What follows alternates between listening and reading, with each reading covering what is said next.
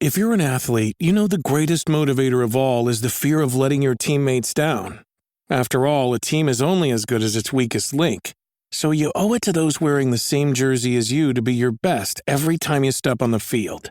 That's why there's no vape in team.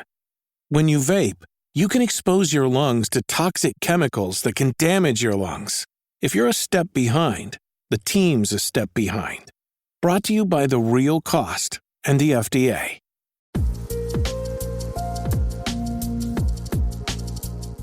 I think everybody's fascinated by vampires because we always come back to vampires. Like you see even the nominations from the Ennies, every year there's something with vampires. Like it's true. We're obsessed with it. So we like exploring, well, what can we do now? What different kind of vampire can we do? And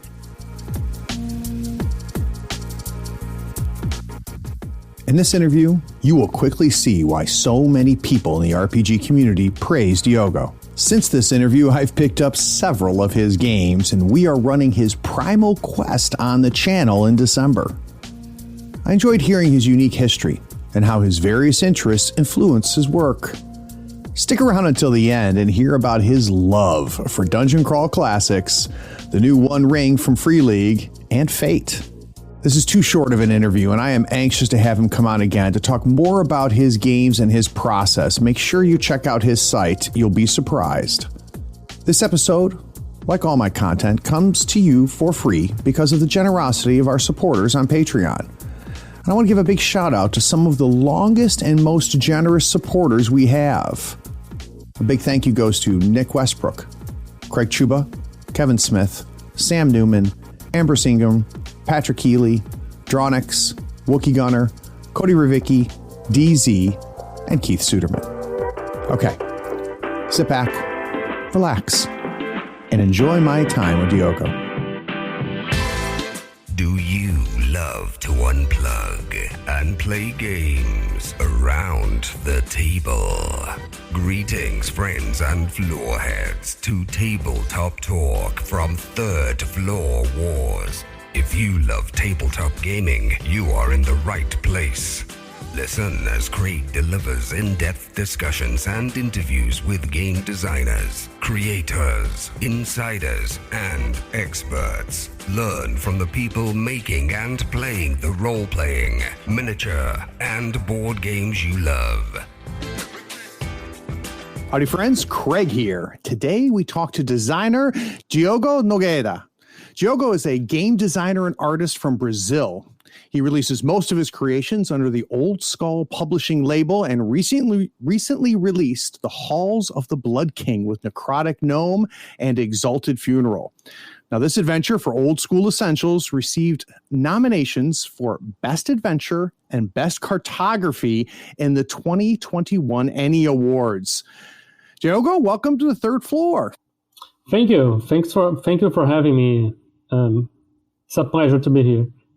Now, I have to tell you, it was kind of fun. On Twitter, I think is where I first came across you and started following you and really enjoying your Twitter your Twitter material, which then led me to your games and so on and so forth as it's supposed to work. But I forgot what it was. At some point, I think I mentioned that you were coming on the show and just got a flood of, oh my gosh, that's great. So excited and so forth. So you've got quite a little fan base going. Oh yeah. I don't know. Yeah, maybe like a couple of people like enjoy. I don't know. That's a good thing. I just try to be there in the community, interacting, talking to people, because RPGs are really important to me. Like not just for production, but it got me through many things in my life. So I like this a lot. What I think it was part of the reason that I enjoy following you so much is that passion comes through, that your passion and love for the hobby, let alone for being, someone who creates for the hobby is very evident. But we're going to get into all of that. First, we got to talk about your origin story. So at one point, you knew nothing about games. You knew nothing about sitting at a table, rolling dice, putting characters down on a sheet of paper. And then at some point, someone showed it to you or you came across it. Can we go back to when you were first exposed to it? Sure. I think it was like in elementary school. And it was a Catholic school here in Brazil. And for some reason, they decided they would let the kids choose the books they're going to read for that semester or something. And someone suggested Death Trap Dungeon, like the fantasy fighting game books. And I don't know how the priests let us choose that book for the semester. So, and I discovered this kind of books that you can decide what you're going to do. And I became obsessed with them, and I tried to get my hands on all the translations they had here from Fighting Fantasy. And I probably played that for like a couple of years. And then I moved to another neighborhood, and I went I moved around, and I was playing one of these Fighting Fantasy books on my building. And one of the older kids that lived a couple of floors up saw me playing the fantasy fighting game book, and they, oh, do you like that? I'm pretty sure you're going to like a game we played. It's called role-playing game that you can do anything you want. You don't have to follow the options there. And my mind, wow, that must be really cool. And they invited me to play. And we played like the first published Brazilian RPG called Tagmar. And I made a warrior, and I named him Ludgrim, and we played around, and I died in the first session, like with a orc, scoring like a critical hit and like slicing my leg off. So I died bleeding there. And, nice. And it was amazing. And after the session, we went like to the yard, like the building had a yard. And when we buried my character sheet in the yard, it was awesome. Like this made a really good impression on me about the game. Yeah. And then I started playing that game, and the first game I bought and ran as a game master was the D&D Challenger box that released here. Like the first D&D ever released this here was that one. And I read it, and I was like, maybe I had 10 years old or something.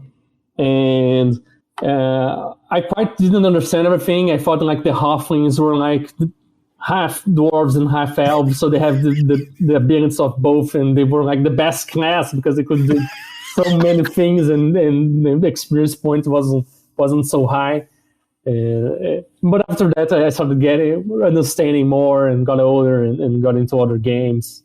So if you were to mark maybe the next big game for you, a game that you spent a lot of time with and fell in love with, what game was that? Do you remember? The game that I played more time was D&D 3rd edition, I think, because 3rd edition and 3.5. But the game that really probably changed my way of seeing games and designing games was the 1st edition of D1 Ring. By Coco 7. Yeah. Because I have read the books. I read many books, Lord of the Rings, Silmarillion, and Unfinished Tales, and I really liked Tolkien. And when I saw a game that really captured the feeling of the books and the movies, and I saw that games could do so much more than just simulating a reality and influencing story. And I'm a really big fan of the ring. And so looking back on it, Diego, was there something, I mean, you were playing D&D, right? So in theory you could, D&D is stolen in many ways, or an ode to Tolkien, obviously. So what was it about the One Ring that really made it different in your mind, or really set it aside and made it not D&D? I think it was the mechanics relating to the relationships of the characters. Like they form a fellowship, and they have this pool of points, and they have to come in an agreement to how to spend it. And it was like this camaraderie, but there is this shadow that it's like dancing on it and trying to ruin it and start eating them from inside. And that made it so real for me because of the fiction, And I said, wow, you can really feel this world acting through the mechanics. And I thought it was fantastic. And I always try to have something like this in the games I write, like something of the world that influence the rules, to make it part of clearly focusing on this kind of stories and narratives. So I'd be curious. A lot of times when I hear these stories about, discovering it young, playing it, being exposed to new games, and kind of widening your view of what the hobby is and what's possible. There's also tends to be a time where you take a break from it, right? Where a period of time where you put it down, you get it consumed, whether it be university or whatever. Did that happen to you, or have you played it pretty consistently? No, yeah. When I went to college, I studied graphic design in like the School of Arts in the Public University of Rio de Janeiro. I didn't really wanted to do graphic design. I wanted to do art. So I went to, but my parents didn't approve. They wanted me to be in the military, and I didn't want to do that. So I came up with graphic design. It was a little bit less, artistic, but more focused on the industry and stuff. Right. I went to study there, but and then I find out I could pick all the classes of the art schools and do that too. So I started, become obsessed with the crafts, with making art. So I kind of put aside role-playing games and really gave my all to that and to study and try to do courses outside of college and study a lot. I went to like optional classes that wouldn't give even you credits, but with the professors I thought would teach me more and were willing to do so. So I was really focusing on that. And I had a band too. So look at you. Yeah. I played drums in like a punk rock band, but really like the Ramones, not really pop punk, but really the Ramones. One of my other obsessions besides role-playing games is the Ramones. That's a good obsession. I went through a huge punk phase. I'll never forget the first time I discovered the Sex Pistols, and I think I was like 12 years old, and I'm like, I don't know what this is, but I want to hear a lot of it. And then through the Sex Pistols, I found the Ramones. Yeah, but Sex Pistols had so many few musics, so the Ramones have so much more, so I can explore like a lot of. Yeah, no, I agree. So then, of course, that begs the question, Diego, is what brought you back, right? So you put it aside. You're focusing on studies, on creating art. You're in a punk band. What lured you back in? Well, after college, I realized I needed money, and I really didn't want to do graphic design. I really wanted to do art. I wanted to write children's book, which I have done that. I have published a children's book. I realized I needed a steady job to do the things I liked, because I liked computer games, I liked RPGs. I had done college, so I could go back to exploring other things. So I decided to become a public servant, and I had to study really hard to get a job and go to series of tests and all this kind of stuff. And I got the job, and now I had some security, like some tight schedule, and I was more comfortable. And then for the first time of my life, I had my own money. And I could spend on stuff that I like. And I started buying RPGs back, and at that time was D&D 4th edition. And I bought everything I could buy from D&D 4th edition, but I was in another city. I didn't have many friends there. But then I moved back to Rio de Janeiro. I started playing again. And was it, so I did a similar thing where I came back to it after a while. And when I came back to it, everything I remembered was still there. And I like, why did I stop? I love this so much. I mean, was it a triumphant return for you? Did you just go neck deep back in? I tried to. As I said, I bought D&D 4th edition, and then I started playing D&D 4th edition.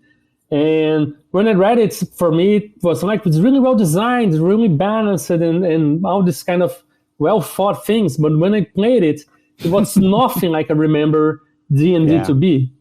So I couldn't bear it. We played for a year, and we didn't finish 3 adventures. It was so slow. An ambush attack would devolve in 4 hours of combat, and it was supposed to be so quick. And then I decided I needed to see what else is around, right? And I started going through the internet, and I discovered the OSR and the story games, kind of different paths. And then I started exploring both at the same time. However, here in Brazil, I was in some groups, and like the OSR guys would just talk about OSR and didn't talk much about anything else. But the guys from the story games would talk about story games, would talk bad about other stuff. And then started like talking bad about the OSR, and I didn't care for that. And then I started going to their groups because for me, I was both worlds. And when they're like talking bad about the OSR and I wouldn't agree, I just didn't want to see what else they were talking about. So I become really obsessed with the OSR. And what do you think drove your obsession from the OSR perspective? Was it just because it reminded you of old D&D, or was there something else about it that you loved? Not really, because the OSR is really before 3rd edition, right? They really focuses on that. And for me, D&D was mostly 3rd edition D&D because it was the one I played the most. Like I played very little of D&D Challenger and AD&D 2nd edition. And I hadn't really any kind of experience of the ethos of the OSR as we see today. For me, the OSR was something new. It was very, very fast, very agile. I didn't have to like look through specific feats and powers and everything in the books, and was really, really more free flow. And it was refreshing because I played a lot of World of Warcraft. Like I was really into it, and I raided like for like the second best guild in the server. I was like almost like a second job. I was really into it. But then when I was playing RPGs, I was playing this game of like super heroic and couldn't die. And for me, RPGs, I wanted to do something different. I wouldn't. Right. So there was this mentality of you're not a hero, you're an adventure. Like you have peril, every encounter could go badly. So that was really exciting for me, and that's another thing that really attracted me in the OSR. And the do-it-yourself spirits, like people doing their own games, their own zines, their own interpretation of the games. Say, why there is like 15 BX clones? Because each one has their little bit difference that really fascinates me. I don't know why. They are very similar, but there's just these small bits, even like the art or the style of the presentation for me, because I don't know, because I have an art background. I really like the art aspect. So maybe even it's something I'm kind of obsessed about, you know. So on one hand, you've got, you fall in love with the OSR, you enjoy the freedom that it offers, the speed that it offers. But on the other hand, you spend time and are looking at story-based games. And I'd be curious. I keep doing that. I don't frequent the forums. They talk most about it, but I see things and I follow people and I can see what's new and try to check it out, because I really like that too. Well, and I'd be curious to know what do you find attractive about those games? So what draws you to those games and keeps your interest there? That ability to simulate a genre of story. Like you can have a game about Mexican telenovelas. You can have a game like Fiasco was one of the first of those that I played that really influenced me on how I use, for example, generators in my games. Like they have the elements, the location, the object, the relationship or something like that. And that's used to create stories very free flow on Fiasco, that you can apply the same principle to create stories, plots for your OSR game, And so I continue to follow these. I like Forged in the Dark or Fate, and these games have an influence in the way I design my games that are more appealing to the OSR spectrum.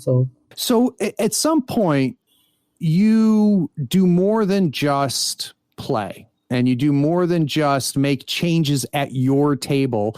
At some point, you start making things that you want other people outside of your circle to look at. Do you have a sense of, first of all, what drove you to do that? So what drove you to say, I want to make something and I want other people to see it?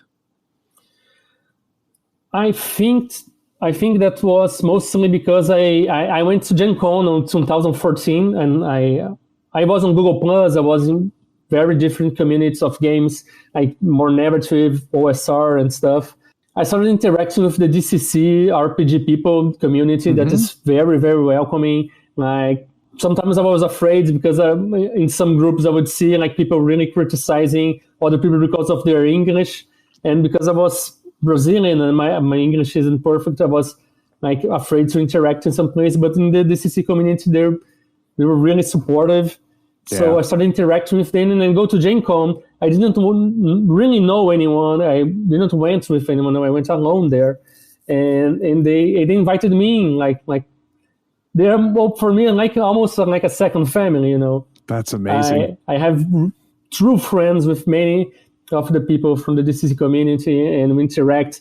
We send each other stuff like letters and trade zines or things like that, and they have this really active do-it-yourself community publishing zines, like making the Gong Forums Almanac that everyone can contribute to it. And you go to Gen Con and they give you copies like for free. You know, it's amazing. Like it's one of the most welcoming and generous community I have ever interacted with. And I went there and they invited me. And they called me to like a bar. They were hanging out there. Like, well, the Metal Gods of Haddad were like the first group that welcomed me in. And I played with them online. It was fantastic. Yeah. And then I saw these people that I interacted with, that I continue to talk to. Like now I consider like friends or even close friends. Yeah. They're making their own stuff. They're making their own like material. And I said, wow, I think I can do that too, you know. And that's how I got started. I saw like people I know, people like me are making this. So why shouldn't I try to? Yeah. Well, so here's what's fascinating to me about everything you just said. One, rightly or wrongly, the OSR or parts of the OSR community has a reputation of not being welcoming, of being very insular, very critical. And of course, just like everything, that's not true for all of them, right? But that's a reputation that exists there. Except for the Dungeon Crawl Classics group. They are well known for being very welcoming, very encouraging of new players.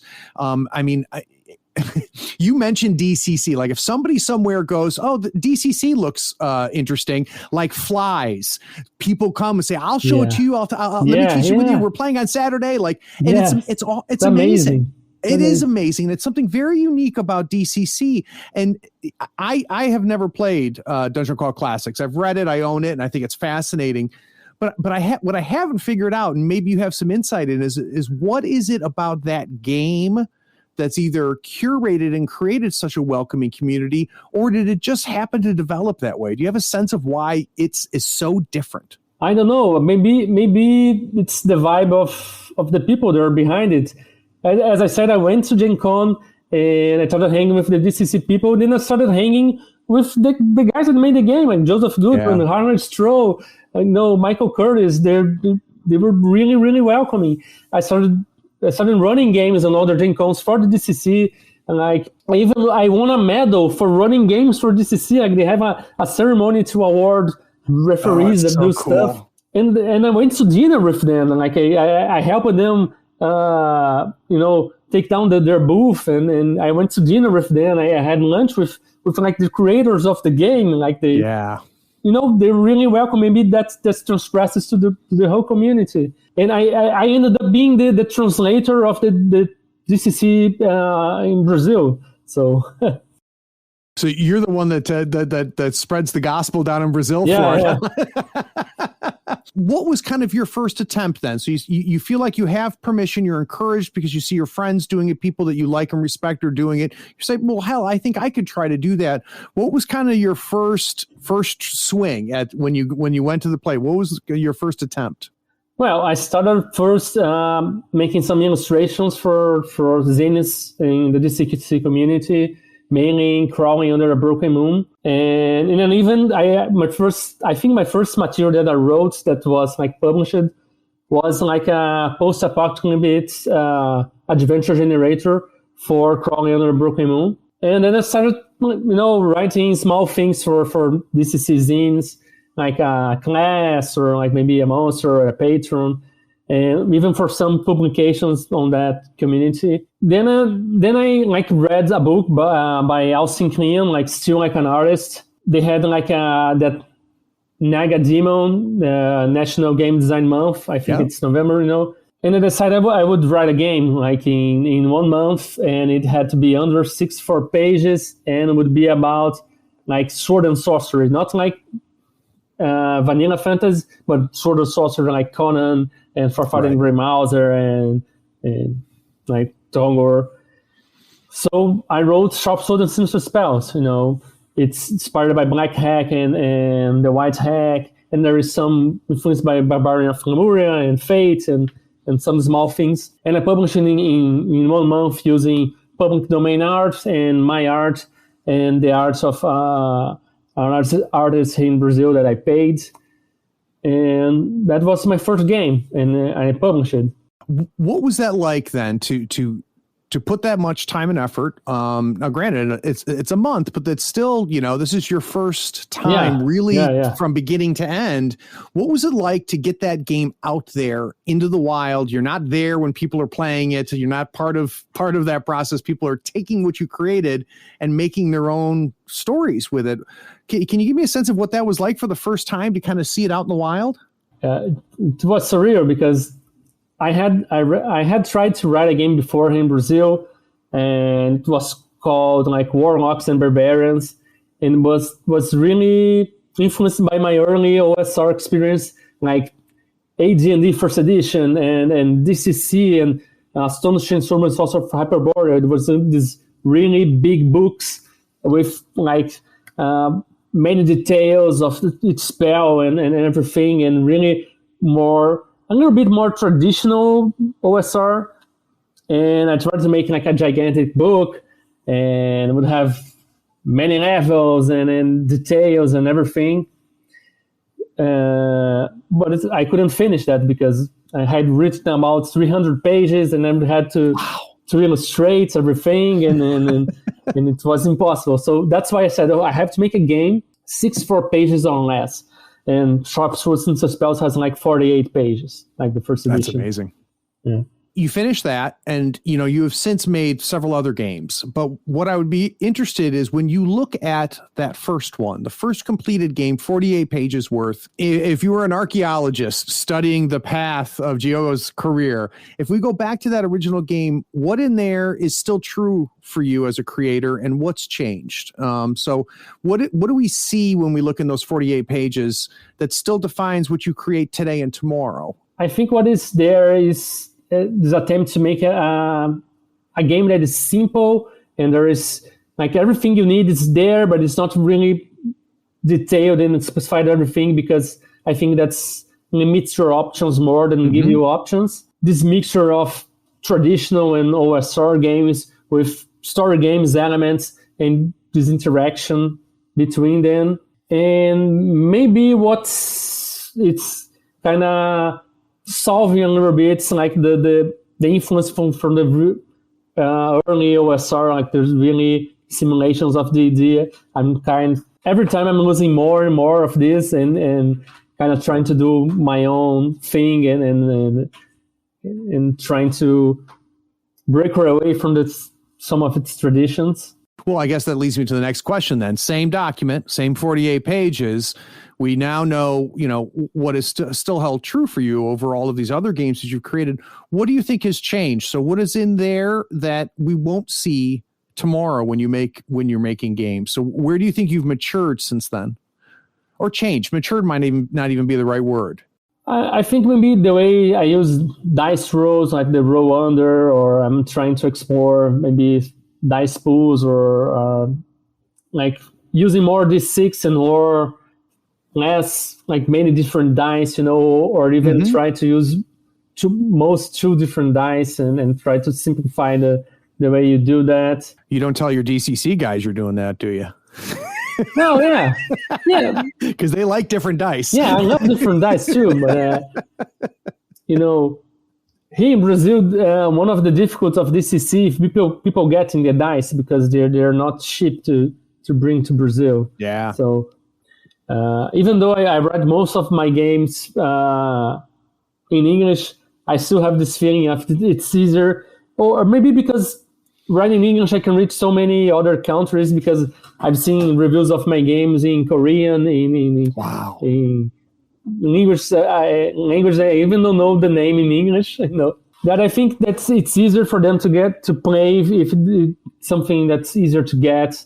Yep. And explore different ways dice can work, beyond success and fail. And when we go to your site and we see the several games that you've created, I'd be curious: are there certain games that we should talk about that you think really highlight an aspect of you as a designer? Because really, what I try to do here on the show is to really help define and understand your philosophy and approach. And that's why I spend so much time on your influences, right? On how what you grew up on, right? And kind of that progression. But as we go through and look at your games, do you see aspects that we really should discuss in certain games? So are there some landmark games for you that you've made that you think really help define what makes you unique as a creator? Sure. I think, I don't know, I kind of think that the last game every designer makes is like the one that is really defining them at that moment, So maybe my trilogy of zines are what's defining me, but I'm already mixing my experience with that. We're more story game oriented, like Fate, and doing something new now with Sword Quest, but I'm expanding and doing more things that have some old school influence, but it's hanging more to the side of more narrative games. Mm-hmm. But for example, the Solar Blaze and Cosmic Spells, for me, it's like my midway traditional OSR because it has some other influences, but it has really my approach to how I design settings and tools to play the game. Like the book seems huge because it has like almost 550 pages, but the rules are really a small part of it, and most of it is like the setting toolkit, but because even the setting isn't completely defined, you have some principles and some character and some factions, but you roll a lot of what's going on and where is everything and events and locations. So what do you think influenced that for you as far as being a little bit more focused, not just on the mechanics, but really building out the world building aspect of it and helping mechanize that and put that to place and just spend so many pages focused on that? Where did that drive come from? What made you want to look there? I think it was some of the publications in the OSR, like settings, like Hubris, for example. They don't present a setting like, for example, Wizard of the Coast presents a setting that they define, here's this realm, here's this king, and this person is trying to overthrow the king, and that's all there is to it. And like every time you go there, that's what's happening, or I don't know, it's kind of static, and you have to memorize what is on each street or each place. And there's like rune lawyers, right? And we here in Brazil say they're like the setting lawyers, because you say something different and they say, no, that's not what is there, because on the page, blah, blah, blah, this is what is here. And I realized it with those setting toolkits that people are making in the OSR, you almost didn't need modules, because you could, every time you would go someplace, you could generate what's going on, what's happening, something different, and really being able to cut down your prep right to the minimum, because you generate these ideas and you can just roll with them and play like that. So something that I thought was fascinating is, obviously tables and generators were a big part of the hobby at the very beginning. And you saw it build, into the 80s and things like that. Then kind of the random tables, the generators kind of went out of fashion for a while.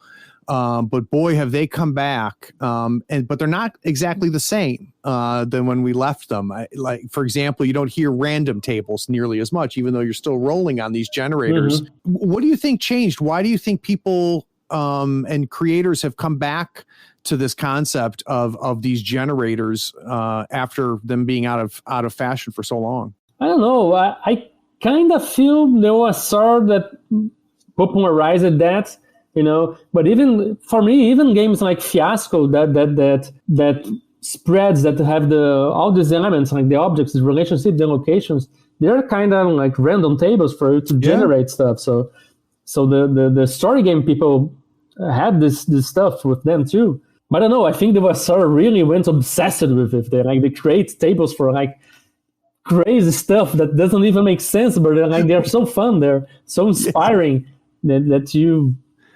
make something up to just use that. Yeah, I had the creators of Heart-inspired on the show, and Grant and Chris do a lot of tables. They love tables. Yeah. And the one thing that amazed me about their tables, and I see it now, and it's not isolated to them, but they're the ones that opened my eyes to it, is the level of design that can be put into it, and the story that can be told in the format of a table, and the flexibility that tables give you and things like that. And I was just absolutely fascinated for it.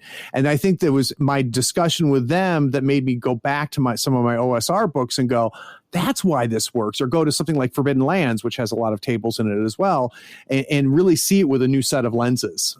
It's fascinating how it's progressed from 3 thieves and 2 goblins, depending on how you roll, It's amazing. The point you made about, the game that marks who I am now is the most recent one that I've made. I'd be curious, where are your sights now? So as we start to look on the horizon for you, is there certain aspects of the hobby or certain parts of you as a creator that you're really finding yourself being pulled towards, or things that you're exploring right now? Yeah. One of adventure I wrote has been nominated for the ENnies. We're gonna do a whole segment on it. Yeah. That's for me was like a really big deal, because, as I said, I love the hobby. I'm really fascinated with it. I follow creators for a long time, like a fan, and I've always saw these people like almost like they're the gods of the hobby. They're being nominated for awards and stuff, And I really wrote way more games than really modules and adventures. I hadn't written many adventures because I write generators, and for me, I'm like, I have the generators.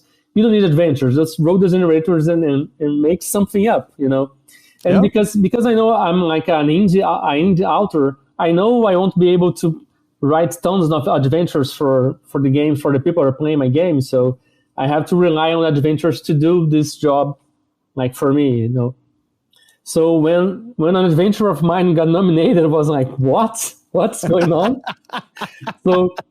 So I'm trying to be more confident in writing more adventures or settings instead of complete games. I kind of want to support my games with some more options and explore, even maybe write adventures for other games like Old School Essentials or DCC or a game like that. That's very exciting. So guys, let's take a quick break. When we get back from this break, we're going to talk about this ENnie-nominated work. We're going to talk about the Halls of the Blood King. We'll be right back.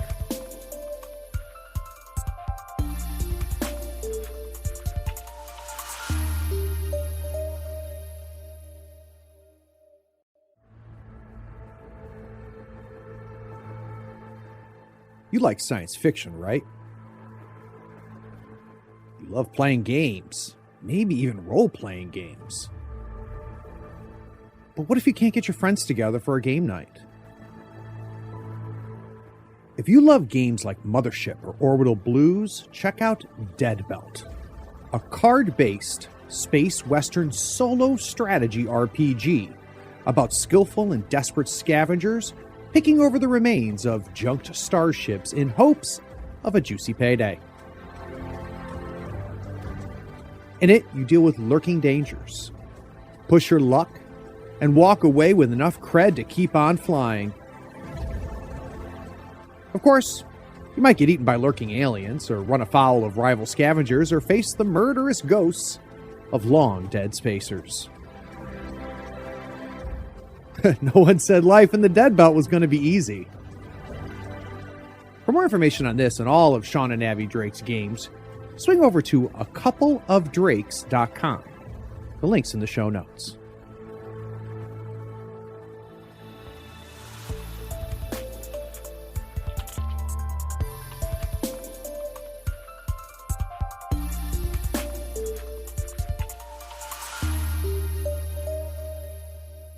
So Old School Essentials is an OSR game, another, kind of take on the early D&D kind of feel, look, and another, we talked about DCC, but Old School Essentials is extremely popular and much beloved and has a hell of a following. When did you sit down and go, you know what, I'm going to write an adventure for OSE? When did that first pop into your mind? Well, it wasn't really my idea because I was invited because their Kickstarter was doing very, very well, like more than $200,000, I think.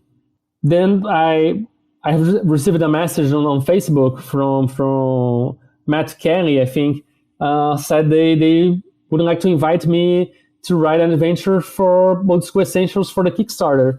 And I obviously said, yes, please. and then I started talking to Gavin, and I pitched them like 3 different ideas. And they chose House of the Blood King because it was one that really was different from everything they had made. And because they had really this almost fairy tale inspired adventures and something more whimsical. And mine was like that's like vampires from space, and there's a living mansion or something. And they were like, "Wow, that's really weird and creepy." So let's do that. Well, so where did that idea come from? So you pitched 3 ideas, and we don't bother talking about the other 2 because they didn't become real. But so when you were putting together the pitch, what are the origins of that pitch? Where did you get the initial thoughts to send over to them?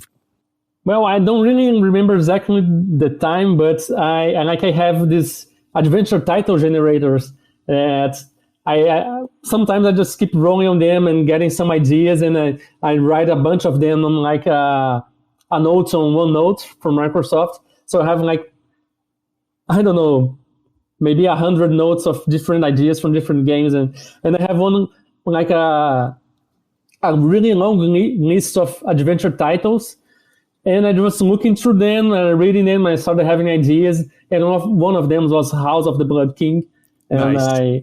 I created something with it and sent it to them. So so you got the title, right? Yeah. Now you got to make it an adventure. You pitch it to them. They say, yeah, let's do that. Go for it. Now what do? You get the email back saying, yes, this is what we want. What's the next step?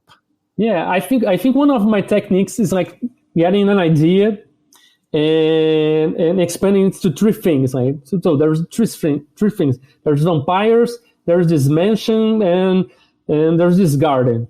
And then I started adding 3 things for each of them. So okay, the vampire is like from space, and he's like maybe he has like a problem with his mother, and started giving each of the items like 3 more ideas and started expanding on that, like trying to make this really like simple idea, like there's a vampire in a mansion in a hill, and I started expanding on that to make it feel more unique and trying to create connections and something that will make this unique and resonating with my ideas of maybe what's fun and what would be interesting or not. I've almost got this image of like an idea tree, right? Where each branch comes up and it splits into 3s and splits into 3s. When does that stop? When do you stop and look at these exponentially growing ideas and go, okay, we're good. I've got the meat that I need. I think you stop with the word count. So, okay, you have 10,000 words. So don't go crazy creating something, because I can write a lot, Summer Burns and Constant Spells has like 450 pages. I have like a book that I never published. The first game I read in like 300 pages, and I can get excited and write a lot. So I have to limit myself so I can really finish and create something. Otherwise, I wouldn't publish anything and just writing this one thing for like thousands of pages. So, what do you think makes Halls of the Blood King obviously stand out? So obviously you're obviously excited and honored to get nominated. Do you have any sense through either through your own eyes or through what people have talked about to for something like that to not only rise, and be recognized from a OSE related product, but it's not just a nomination for OSE products. It's a nomination for all products. Do you have a sense of what it was or what it is about Halls of the Blood King that has gotten the nomination? I think, first of all, the first thing you see when you look at House of Blood King it's just in art. Her art it's so fantastic, so bright and so unique that it catches your eyes like immediately. You probably, before you read everything, you just go through the book to look through the images because they tell their own story and they really enhance what's written there. So first of all, I think the art. And I was really expecting it to be nominated for the art and not for the writing. And I was kind of bummed it was nominated for the art because I think it's so good, so fantastic. Yeah. But once you go through it, you see, like it's like exploration of what is a vampire, what a vampire is or is not, and there's so many different options there to see like there's vampires in their whole universe, and they can be completely different things, and the vampire influence on the world start changing it, and everything can be a vampire. Like the house can be a vampire, like right. the flower can be a vampire, and everything. It's weird and makes it unique. Like yeah. I think everybody's fascinated by vampires because we always come back to vampires. Like you see even the nominations from the ENnies, every year there's something with vampires. Like it's true. We're obsessed with it. So we like exploring what can we do now? What different kind of vampire can we do? And I don't know, people love vampires and I love vampires too. So you heard it here first. The key to getting a nomination is to be the vampire product. And make something up with vampires. That's a guaranteed nomination, I think. So through the iteration process, right? So you have the first version of it. I would imagine, obviously, you had spent time with it. I don't know if there's a select few people that you bounce things off of. But what I'm curious about is when you put it out there a little bit more. So not release it, but the play testing, the iterations, or sending it to some people to get their feedback. How much of the game changed, or how much did the module change as you went through that process? Oh, it changed a little bit. Like I would make more connections to make something of the story, because there is the model is really kind of sandboxing. You can do a lot of things with it, what we're doing there. But there is a plot there. There is a story being told in the module, and I started like modifying it to make it more accessible, and people could find out more things. And I added a little bit more challenges here and there that I realized was too easy, or I don't know if my players were too good and the players of other people were too good. So then I decided to make it something a little more challenging. So yeah, the playtest really helped, I think. Was it all gradual for you, or was there a kind of a breakthrough? So was there something that you either added to it or took away from it that made you go, now it's ready, now it's clicking? Was there one or two things that were big in the development process for you, or was it just a gradual iteration after iteration? I think it was more iteration after iteration. But when I started seeing that people were getting more of the story and were really more scared because it was a tough adventure, and I decided, that's the level I want. Yes. Very, very cool. Well, my friend, I can't thank you enough for taking the time to come on the show and to kind of talk through this and give us a sense of really your approach to everything. For those listening, where's the best places for them to go to get more of your work? Well, first of all, there is my site, which is oldschool publishing.com. And for the daily dose of you see like what I'm working, because I always share something I'm working on, like maybe art or like a piece of text or something like the layout I'm doing for my games, and share about games I'm playing or receiving, because I'm really obsessed with games and I buy a lot of them, so I post about them. And there's Twitter at Diogo/oldschool, or Instagram, same thing, Diogo/oldschool. And I think that's mostly it. So, like, follow there. So, of course, if everybody listening right now, if you scroll down on your player, you're going to see links to all of that. And you definitely want to check them out. His games are interesting. They feel old, but they're not old. There's some neat things in there that that you can tell the love and the passion. Definitely follow him on Twitter. But now for my last question. So the first question I always ask is, where did things begin? This is now the other end of the bookend. I always am fascinated about what you are loving and consuming right now. So something that you're not involved with, something you haven't created, and it could be an RPG, it could be a board game, a video game, movies, TV series. What are you just in love with right now and just consuming as much as you can? Well, it's still DCC on, like everything DCC I can get my hands on. I'm like obsessed because it was like the game that really welcomed me in the community, and then it's a game that I love. I love DCC Lankmore. Like, it's so good. Like, for me, like the best type of DCC, because there's DCC a lot of things, So DCC Lankmore, for me, it's fantastic, and I'm obsessed with it. I try to buy everything. It's kind of hard now because of the shipping has changed, but I still try everything with DCC. I don't know, like I have a lot of things from Fate. I'm really getting back into Fate a little bit more. And the Cortex Prime run, it's one that I love the Firefly RPG. It was Cortex Plus.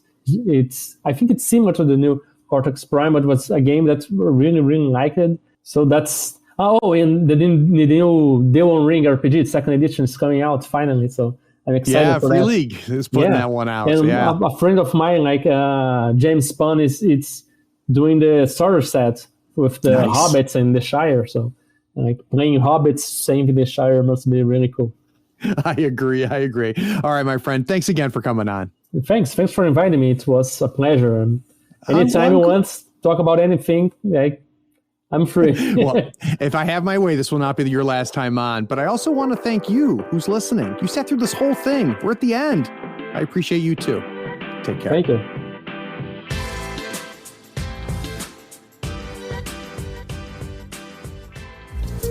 We hope you enjoyed this episode. Subscribe to Tabletop Talk and share it with your friends.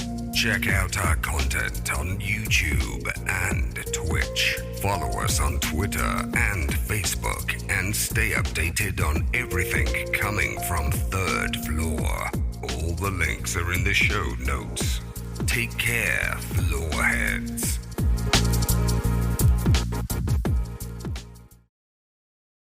Oh, hey, are you still here? Wow. Well, the episode is over, but if you're bored, why not go to patreon.com and support the show for as little as $1 a month? Yeah, you can just scroll down and get the link. It's Patreon that makes this and all of our other content possible. Don't you want to join the other floorheads on the Patreon Discord? Anyway, thanks for sticking around. Take care. Bye.